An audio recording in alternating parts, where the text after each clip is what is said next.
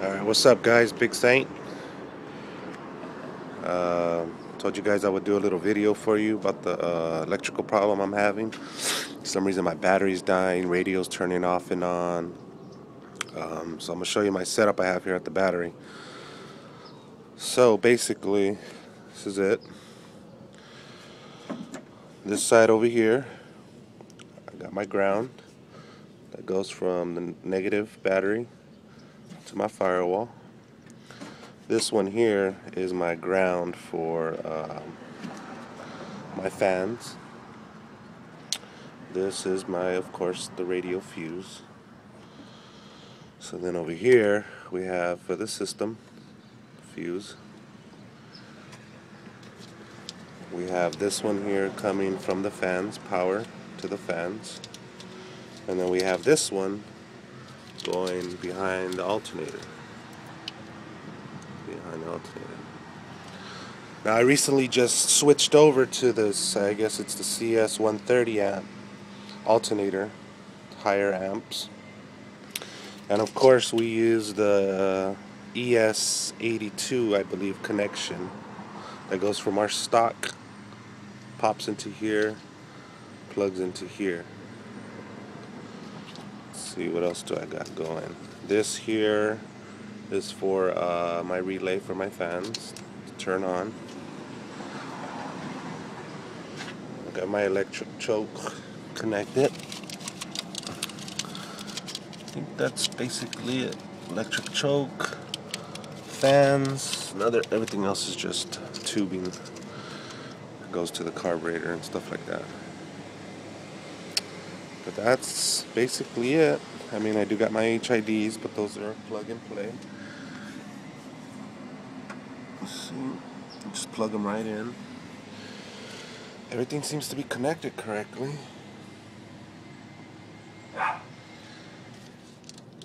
This goes to the fans. This goes to my alternator from the positive side. And I got the negative side hooked up here. There's one ground. Then I have my negative here going to the block. It's going to the block. And then I have this ground over here. This wiry mesh type of ground here, if you can see it, holding, goes from the intake here, or the block, to, I don't think they make it any larger than that, to the firewall, which is behind here. And it is kind of loose back there. Maybe I have to tighten that up or move it to this one here. Okay, well, we'll see, but I really don't think that would be the problem, because it is kind of loose over here. See? Maybe it's not touching correctly. I'll work on that. And I know Elko Warren hooked me up and gave me some ground wire from Demon Child Jerry there in Arizona. What I was thinking of doing was using some of that for this here, for this ground, since it is kind of pretty thick. It goes to the firewall, and then use more power for one from a positive to the alternator. And I think he did say it was frame to block, block to battery, battery to frame, negative. So I'll probably have to drill a hole right here and then run a wire to my negative side, maybe the battery pickup. I think that's how it goes. I'll refresh my memory with Jerry. But everything looks good. I mean, my alternator guy wanted me to cut this wire, this white wire here, discontinue this adapter, and just put it directly right there. And this first probe here, which is the S probe, and he says that's the way it's got to be ran, but you know, I didn't listen to him. I thought, hey, you know what this is for, blah blah blah, whatnot, and Oh, it's just not charging. Battery keeps on dying. Show you the inside. So everything is completely out. Everything looks fine. Everything's been labeled. You know, everything looks good all over here. I mean, this is just a bunch of factory wires here, but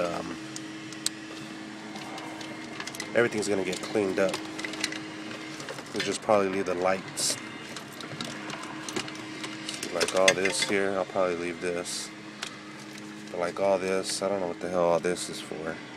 I'll just probably look. See, there's cuts here. It's probably speaker wire, maybe. Not sure, but I'll probably discontinue this. Put this away somewhere. See, this is for my battery. This is my ground. I mean, my positive. But I think I have this turned around. I think this is my ground. As if you can see my voltmeter.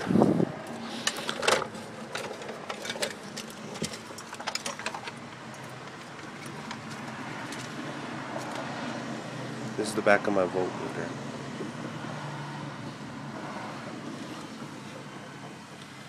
It has sending on this side. I mean positive.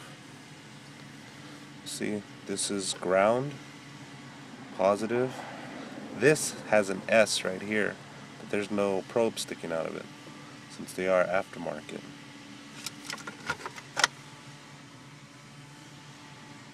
So, I mean, don't get me wrong, it works fine. You just power source to your fuse box, and then the other to ground. And of course I was grounding under here.